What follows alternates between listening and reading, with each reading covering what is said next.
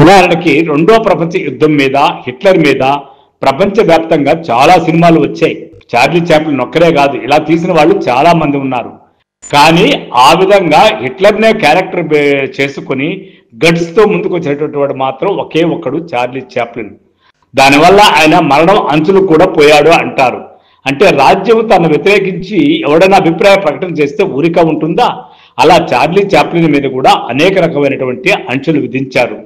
అయినా కూడా అలాంటి పరిస్థితుల్లో రెండో ప్రపంచ యుద్ధ కాలంలో తన యొక్క సినిమాని రిలీజ్ చేశాడు. ఆ సినిమా పేరే ది గ్రేట్ డిటెక్టర్.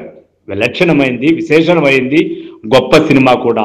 అంతవరకు మూగ సినిమా ద్వారా ఆయన అభినయం మాత్రమే చూసినటువంటి వారు ఆయన కంఠంలో పలికే ప్రతి మాట తూటాలాగా పేలితే నిశ్చేష్టులై విన్నారు, చూశారు. టాకీ చిత్రాలు మొదలైన మూకీ చిత్రాలనే నిర్మిస్తూ వచ్చిన ఆ చాప్లిన్ మొట్టమొదటిసారిగా తన గొంతును విప్పింది ఈ చిత్రంతోనే. అదే ద గ్రేట్ డిక్టేటర్.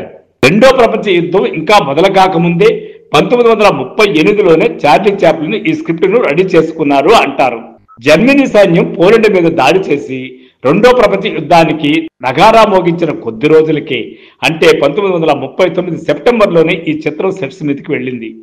రెండో ప్రపంచ యుద్ధం బీభత్సంగా జరుగుతున్న సమయంలో 1940లోనే ద గ్రేట్ డిటెక్టర్ విడుదలైంది. అంటే ఆ దర్శకుడికి, ఆ హీరోగా యాక్ట్ చేసినటువంటి చార్లీ చాప్లిన్కి ఎంత గట్స్ ఉండాలి.